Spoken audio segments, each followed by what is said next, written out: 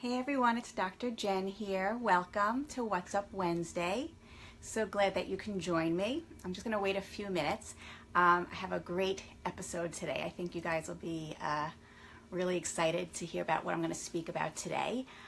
It's the middle of the winter, and most of what I'm seeing is a lot of sick kids all the time, with many different things, obviously. Colds, coughs, flu, strep throat, bronchiolitis, stomach bugs, just to name a few, and even so much more. And so I thought on this episode today, I was going to talk about when can my child go back to school? Because that's probably one of the most common questions that I hear from moms and dads when they're coming to take their child to be seen. We talk about what to do for their child, but then they want to know, are they still contagious, and when can they go back to school? And so I'm so glad for all of you that can join. If you have questions or comments for me, please put them below or share them with me, and I will answer all your questions on this topic today. Hi everyone, I'm Dr. Jen. In case you've never been with me before, this is What's Up Wednesday, and to let you a little bit of my background, I'm an assistant clinical professor of pediatrics at the Icahn School of Medicine at Mount Sinai, and I have been in private practice for over 20 years, taking care of children from newborn all the way through young adulthood, seeing many diseases, chronic illnesses, but mostly really trying to instill healthy habits from childhood, because we know our habits continue into our adult life and have a huge impact on our overall health. So I spend a lot of time, like today, speaking to parents, helping to keep their kids healthy and to know what to do when they are sick in order to get them right back on track. So today we're going to talk about getting your kids back to school. When's it time after they've been sick? And as I said, it's really an important topic because, as many of you know, I'm a pediatrician and I have 3 children, so I work obviously outside the home as well too, coming to you here, giving you all this information and advice. But it's really hard because it's this balancing act. Obviously you don't want your child to go to school when they're not feeling well. That's sort of a given, right? So obviously if they're really sick and they have high fever, they have difficulty breathing, vomiting, diarrhea, they obviously shouldn't be in school. But there's this balancing because it may be difficult then to have child care, if you took them out of daycare because they're sick and they won't watch them, or you take them out of school, they may be missing a lot of school, and you may be missing work, and that can be really, really hard. Obviously there's a financial burden if parents may have to stay home with their children for more days, and the threat of losing pay or even their job. So it's a really balancing act of caring for your child and knowing when to send them back to school. So today we're going to talk about some guidelines that I think you'll find pretty helpful, and maybe some things that you may not have even known at all, make some clarifications for everyone. So to start with, I think I'm going to start with fever. Now, fever actually, as you've heard me say many times, fever is not a disease. It's just one of the symptoms. And to be clear, when I'm talking about fever, I'm talking about temperature above 100.4 degrees Fahrenheit. That's what we consider in the medical field a fever. I know people sometimes say that their child's low grade, they're 99, they're 100, but really when we're talking about contagiousness and a fever, as a pediatrician, that's 100.4. So first of all, any baby or infant below 2 months old with 100.4 actually needs to be seen right away. It's kind of urgent. We need to evaluate them and know what's going on, because fever in really young babies can spread quickly to their bloodstream, to their lungs, even to their brain. So it's very, very important just to make sure that that fever in a baby is what it is. We really need to figure out what it is. It may just be a cold, but it's really important to be tested and to be evaluated by a medical professional like your pediatrician if you have a young child. But for babies above 4 months old that are in daycare or your child's at school, fever is really consistently above 100.4. So if your child doesn't have fever, they obviously can go to school if they're feeling better. So if they've had a cold and they have like a temperature of 100.2, but they're feeling fine, they're running around, they're playing, yes, they can go to school. And often you may hear people say, well, they have to be fever-free for 24 hours. And that is not a rule from the AAP or the American Academy of Pediatrics. But I do want to say is that all schools are different.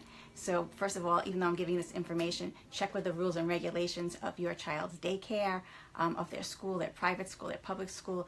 They may use different guidelines that they go by. But strictly speaking, from a pediatric point of view, a fever of 100.4 or higher, they should be home from school. Otherwise, they can return back to school if they're feeling well and are up to it. What I do want to make a note is, this is kind of surprising, but the AAP, or the American Academy of Pediatrics, says for daycare that if you have fever of 101 but no other symptoms, it's okay to be in daycare if they feel confident that they can care for your baby, because obviously it's a place where you're going to take your baby for care if you're working or what have you. But just going to emphasize that they're saying 101 with no other symptoms, and it's pretty rare. So usually if a child is ill, they'll have a cough or congestion or a cold, or not feel well. They're saying feeling well. And honestly, if your child has fever 101 for a couple of days and is not feeling well, they should see their pediatrician to know what's going on. So I usually tell my patients 100.4 or lower, that's okay for them to go to school. And this 24-hour, it doesn't have to be exactly 24 hours, but the reason why we sort of say that in pediatrics is it's sort of a good gauge that your child is getting better, right? So, because fever can go up and down. Sometimes people say, well, I gave them Tylenol or Motrin and now they're feeling better. Well, that's great, they're feeling better, and that their temperature went down, they don't have fever, but that's because it's being masked by the medicine. So it's good really to make sure that they're fever-free, but also that they're feeling well. So give them that day to make sure that their other symptoms are going away as well, and that's sort of a really good gauge. So that's where the 100.4 and or less for 24 hours, no fever for 24 hours, really comes into play. It's also less contagious when you don't have fever as well too. So again, it helps to prevent those germs from spreading, from someone else getting it. And sometimes you may not, or sometimes people say, well, I don't really worry about other kids. And you really should, because all the other kids in your child's class also, if they do the same, then your child may get sick again, or a different illness if they go back too soon. So that's really a really good gauge. So I hope that makes sense to all you people listening. If you have questions or concerns, again, just shoot me something in the comments below, or to my website, and I will answer you too. So moving on from fever, let's talk about the common cold. So when can your child go back to school if they have a cold? Well, first of all, they may not actually have to stay home if they have a cold, right? So if they're feeling okay, so they got the sniffles, they're sneezing, they're coughing, they don't have any fever, they can certainly go to school. They're running around, they're eating, they're drinking, it's totally fine. And I want to make this clear too, as does the AAP, the American Academy of Pediatrics. Don't worry about the color of their boogers or their snot, their mucus. It could be green, it could be neon, orange, yellow. That doesn't make it have a bacterial infection because their mucus has changed color over a day or two. Colds last about a week or so.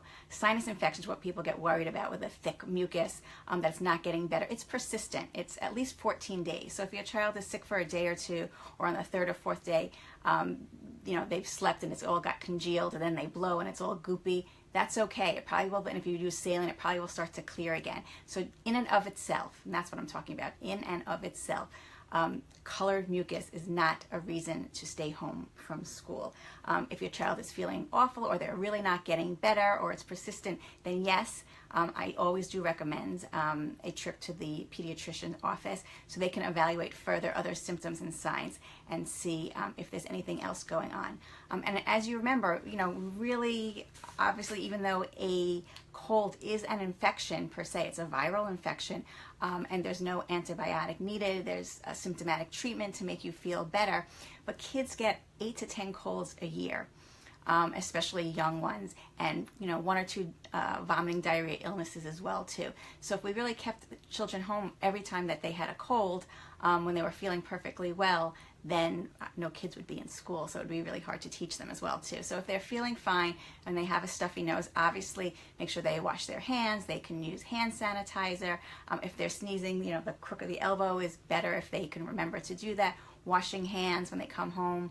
Make sure that they wash their hands, take their shoes off, maybe even change their shirt or their clothes. But that's really what you should do for a cold. But your child can return if they're feeling up to it.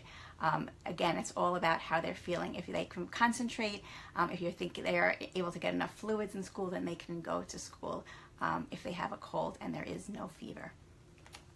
All right, so moving on to the next illness. So ear infections. So when can your child go back to school if they have an ear infection? So the answer is first, yes, they can go to school. Ear infections are not contagious. Ear infections are behind what we call the tympanic membrane. That's where there might be bulging or pus and fluid back there. That is not contagious. What usually is contagious is the runny nose and the cold that they've had initially prior to them getting the ear infection or at the same time. So if they're on antibiotics and they need it, and actually some ear infections don't even need antibiotics, but either way, if it's an ear infection and there's no fever, as I discussed, then they can go to school. And again, it also has to do with their pain level too, right? So if you think that they're not in a lot of pain, or if you gave them a dose of a Tylenol in the morning and they were fine with it, they're not lethargic and they're not really cranky or irritable. Some schools, the nurses will give pain medicine as well, some won't. So again, check with your school or daycare first to see if it's okay. But from medically speaking, an ear infection and no fever, a child can actually return back to school. So moving on from there, pink eye. So this is a big one that you hear many different things. So I'm going to give you my version and my take on it as a pediatrician in practice for a long time, and the information from the AAP, the American Academy of Pediatrics, as well too. So pink eye, can your child return to school if they have pink eye? So the other word is conjunctivitis. So young kids may get pink eye, which can be, or conjunctivitis, which is when the eye gets inflamed. There may be watery discharge. It could be pussy, yellow, green. It may be one eye or both eyes. What people sometimes call pink eye. It can be allergic in nature, which is usually then both eyes, and that's not obviously contagious if it's from a contact from some aerosol, or it's an allergic from either seasonal allergies or something like that in the springtime. Then even if their eyes are red or swollen and they're being treated appropriately and they're feeling comfortable, they can go to school. For pink eye, or what we're talking about, or conjunctivitis, whether it's a virus or a bacteria, the American Academy of Pediatrics says children can go to school. It's interesting because a viral conjunctivitis, where the eyes are red and watery and teary, that actually can last many days. And as I said, the American Academy of Pediatrics says it's okay. I mean, you can't keep kids home days and days and days with pink eye, but it is a good idea if your child does have pink eye to first be seen by your pediatrician to find out what type it is and what needs to be done. So for an example, pink eye in young children can be really goopy. It may start in one eye and then spread to both eyes. And with young children, it's often due to a bacteria called H. influenza. Not influenza like we're seeing the flu, but H. influenza, which is a different bacteria. And that actually can also cause ear infections. So even if your child has a pink eye, I have my patients come in, I do want to examine them to see, because if they do have this other type of pink eye that has an ear infection associated with it, then they need not only eye drops, but they would need an oral antibiotic to help the infection in the ear as well too. So they can then be treated, and when they're feeling better, and again, if no fever, they can return to school. So I'm going to tell you, you may hear that your school, and again, you have to look into it, or your child's school, they have a 24-hour antibiotic drops necessary to go back to school. So speak to them about that, because sometimes you just may need a doctor's note that it's okay for them to go back to school. Some of the infections are viral and they don't even need antibiotics.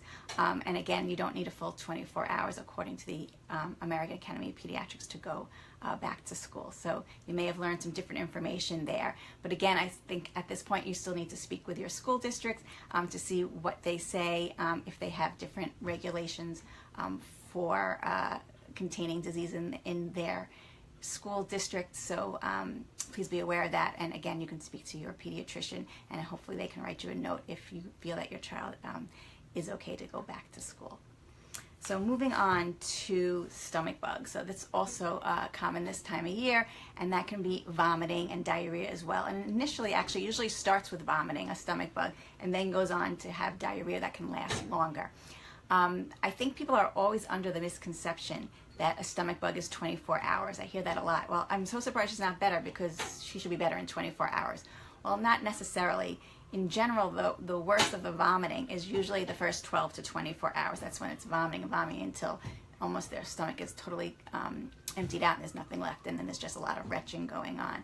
And then after that, you try to hydrate slowly, and then sometimes diarrhea comes, and it can last, could be really bad for a couple of days, but in young kids it can last a week, even longer than that as well too. So when can you send them back? So first of all, you want to make sure that they're not vomiting. Again, I think the 24-hour rule is really good, because by then, if they're not vomiting, you also want to make sure that they're able to keep fluids and food down. You don't want to be sending them to school, right, and they aren't eating anything, and they're getting headache, and they're lethargic, and they can't concentrate. You're concerned that they may be getting dehydrated because they're just not eating. So just not vomiting, to me, is not good enough. You want to make sure that they're hydrated, and that they're comfortable at school too, and that they're feeling better, and obviously also no fever. The diarrhea part is a little bit different, as it may continue. So in daycare, they may say that they need to have no more than like 2 diapers than they usually have.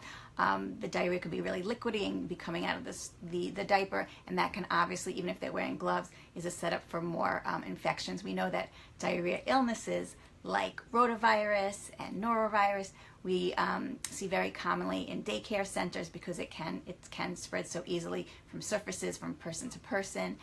You sometimes may have heard about it on cruises or the Love Boat, where those outbreaks can happen because people are all together, they're eating the food, they're touching, and they're in close contact and close quarters too.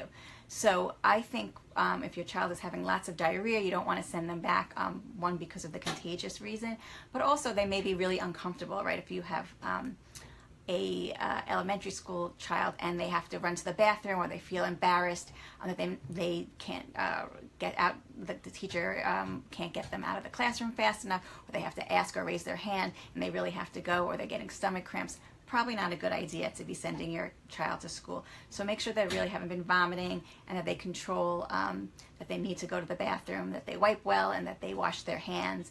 Make sure they use soap and water, or they bring hand sanitizer as well to school too. And that's when I would say it's okay for them to go back to school if they have a stomach bug. Let's talk a little bit about strep throat. That's another one where there's a lot of different or misinformation as well too. So strep throat is a sore throat that actually is caused by a strep bacteria, and that is something that we treat with an antibiotic.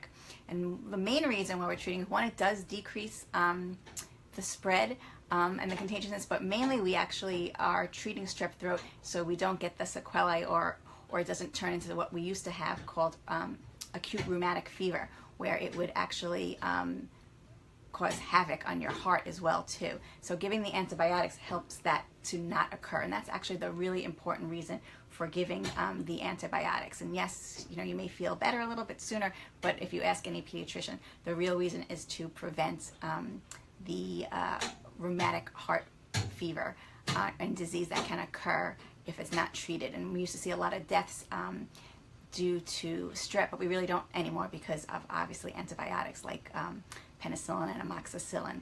So when can you go back to school? So if your child has strep throat and you come see me, or you go to your pediatrician, they will probably, again, depending on the circumstances, they will give you an antibiotic. And the recommendations from the AAP, the American Academy of Pediatrics, is to have a dose of antibiotics and another one 12 hours later, and then they can go to school. So that's those 2 doses. After 12 hours, they can go to school. So yes, so if you came to see me right after school, your child wasn't feeling well, I put them on antibiotics, they got their dose at like 4 o'clock, they got their dose in the morning, then they can go to school. But it's only if they're really feeling better, right? So obviously if they have fever, sometimes strep, you're just still not feeling well, they may not be eating, they can cause headache, it can cause vomiting. So if your child is though running around playing and they're so much better, then it's fine for them to go to school. But again, you have to base it, one, how they're feeling, but if not, they can go back to school after they've gotten their 2 doses. Many schools still say 24 hours, but the AAP actually says 12 hours as long as they've had the 2 doses in there. So I hope that makes sense to you. They don't have to skip and stay home an extra day. Many do because they're really not feeling well, and I would never send a child back to school who isn't well enough to go to school. But if they do get those 2 doses in the time frame that they're supposed to be, 12 hours apart, then it is okay to send your child to school. So what else do I see commonly this time of year? Well, we talked a lot on What's Up Wednesday about coughs, and there's many different reasons for cough. So again, if your child has asthma and they were having an asthma attack and you kept them home, so once their breathing is stable and they may be taking medicines, a nebulizer or an inhaler, if they're feeling okay and they're not having any difficulty breathing or respiratory distress, and in their school they're able to give the rescue medicine if they need it, then it's okay to send your child to school. That cough is not contagious. If your child has what we call a viral cough, and you know they're running around, they're playing, it's not bothering them, they have no fever, it's okay for your child to be in school. That's sort of like having the common cold that I was saying. But if your child is ever obviously having chest pain, they're having difficulty breathing, they're having any kind of respiratory distress at all, obviously they should be seen by their doctor, but they should stay home too. If they have a pneumonia, again, the treatment will be tailored by your pediatrician. If it's a bacterial pneumonia and they are an antibiotic, again, that's a special circumstance. Please speak with your pediatrician to see. But many viral infections, colds and coughs, do have coughs, and they last a long time, and that's really hard. So if a patient tells me they've been coughing for a long time, even if they're feeling okay and it's been a long time, it's great to come into the pediatrician's office and listen. We may hear wheezing, we may hear what we call crackles or different signs or symptoms within the exam, and so it's important. But if all is clear and they're otherwise fine, it's okay for them to go back to school. So yes, there are going to be sniffles and there are going to be times that kids are coughing in school, but as I said, we can't prevent everything. We just want to prevent the really big illnesses and things like influenza. So again, if your child has documented influenza and they have fever and aches and they're not feeling well, they should definitely stay home. In fact, I know it's really difficult, but you want to make sure they stay home till they're fever free. And again, for the flu, I would say 24 hours, because fever can go up and down, and how you feel can go up and down too. Children, in fact, can actually continue to spread flu for like 7 days. So I know oftentimes kids are feeling way better before that and they're sending back, but I think you should know that, and that's why it can spread so much. It's super contagious. If you cough within 6 feet of someone, you can then inhale the respiratory droplets, or you can touch something and touch your nose or your mouth and get flu that way too. So again, best prevention for that right now is to get the flu shot to help prevent the flu, but also the severe complications and hospitalizations, because we are seeing that with children, even healthy children too. So prevention obviously is always key, because we can't keep all illnesses as much as we try, and we want to continue those good practices in schools: washing hands, washing and disinfecting tabletops, surfaces, toys as well too. But obviously sometimes some of these germs are going to get through and kids are going to get sick. So let me just talk a little bit about rashes too, because that's also very common that we see in kids.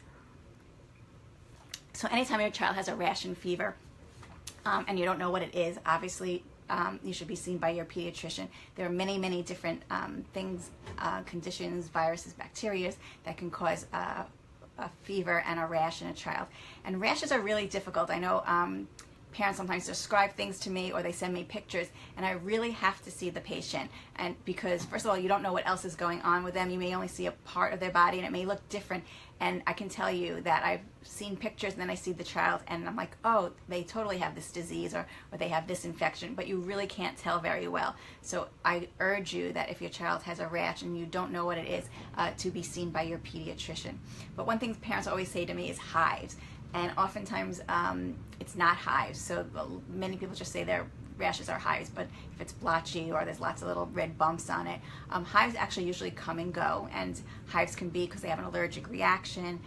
It can also be to a bacteria or a virus, which is really common in young children. It can be obviously to a medicine, but probably being a virus is much more common to have hives. And hives can come and go, so once you've seen your pediatrician and they've diagnosed you and gave you treatment to help you feel better, the hives actually are going to come and go, and it can be intermittent for weeks. So a child doesn't need to stay out of school that time, but you need to know what to do or what medicine that you can give them to make them feel better and less itchy, but they can be in school if they do have hives. And of course, obviously, you know the source of it and what's causing it as well too. But there's other diseases, for example, too, that have rashes, eczema, so that's not a contagious disease. So if they have eczema on their skin, a child obviously can go to school if they were sent home and don't know what it was. You can have whatever treatment, and I'm not going to go into the treatments for eczema today. That could probably be a whole talk about skincare, which I'll do. But yes, eczema, a child can go to school. Other viral exanthems or rashes would be something like roseola, and that's a really common rash that young children have. Usually they have fever for a few days and are really cranky, and that's the time that obviously they'd be home because they're fever, they're not feeling well. Then what happens, the fever disappears, and that's when the rash comes from head to toe, sort of going down their body, and it looks, you know, parents get worried that it's measles, but when I see them and I hear the story, I can reassure them that it's roseola.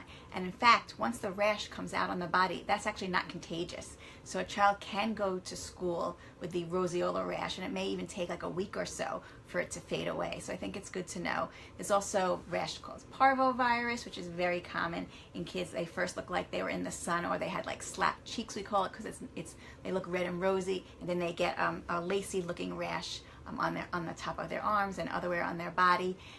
This rash, again, once it comes out, they are not contagious. Parvovirus, not really, for the most part, it's not a very serious disease in children, but it can be serious in pregnant women. It can harm the unborn baby, so it's important to let the school know. But once the rashes come out, your child isn't contagious, and they actually can be back in school. They're contagious before the rash, or if they have any fever prior to the rash coming out. And then another common, maybe to end on, is a disease called Coxsackie, or hand, foot, mouth disease, and that's a really common rash that kids have. Sometimes they have fever, sometimes they don't. They often have blisters in their mouth and in the back of their mouth. They may get blisters on the palms of their hand, the soles of their feet, even in the diaper area, and they can be super cranky. Cranky just from the virus, but also because it tends to hurt in the mouth, and what you really need to watch out for is dehydration. So the virus is not all that bad, but what you want to make sure is that they're not getting dehydrated from lack of drinking or eating because the sores hurt. So you definitely want to make sure that you're giving them a pain reliever if need be, and really encourage them to drink. And if they're not drinking well, again, it's important to speak with your pediatrician, because we want to catch that sooner rather than later so that they don't become dehydrated. So when can you go back to school with hand, foot, and mouth disease? So normally, again, obviously when there's no more fever, the blisters may take a while to clear up. According to the AAP, with any kind of sore throat, they can go back to school if they're not really drooling, and they're keeping those secretions in their mouth, because again, that can actually be more contagious. And things like hand, foot, and mouth, you know, it's interesting, but it's actually contagious through contact, through respiratory droplets, through the saliva as well too. Even if they're not coughing, it's actually respiratory. So person-to-person contact, from touching toys that may have been infected, and actually, interesting, through their stool as well too. So they actually can excrete it through their poop for up to 3 weeks. So obviously, right, no one's keeping their child home for 3 weeks when they're obviously fine, feeling fine after a few days. So that's the most contagious portion, and that's really when your child is usually home, when they're having fever, when they're feeling really ill. And after that, once they perk up and they're feeling better, it is okay to send your child back to school. But that's why, obviously, in daycare, things like this do continue to spread, even though we try as much as possible those standard precautions of wearing gloves when they change the baby's diapers, to wash their hands, and to clean those surfaces and toys well each and every day. So I hope that helped a little bit. I think like the bottom line is, obviously, anytime you're concerned your child is not feeling well, don't send them back. But if they don't have fever and they're otherwise well, they're treated appropriately. If it's antibiotics or even just the TLC that they need, and you think that they can handle school or daycare. And then it obviously has to fit within their rules and regulations as well. It's okay for them to go back to school. So thanks everyone. Today I'm Dr. Jen. Just want to let you know more about my Pediatrician in Your Pocket. It's a great way to have information that you need for your baby. It's geared for new parents, ages with babies from newborn all the way through age 2.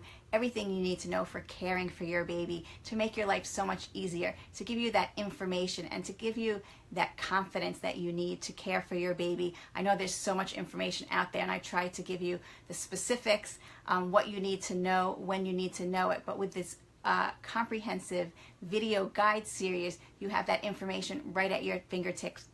Right at your fingertips, and you can rest assured and sort of just scroll through whichever sections may be of interest or need at that time, to find out everything you need to know about caring for your baby, feeding, sleeping, eating, pooping, what to do about all these illnesses that I spoke about today, and even in more in depth, how to keep them healthy, developmental issues, toys, how to play with them, what can help nurture them, what to do if they're having meltdowns and tantrums. Talk obviously about the internet and television and screen time, what's appropriate, what's not. There's just so much information in there that can help you, again, have that information from a reliable source, an expert who's been in the field for over 20 years, caring for thousands of children.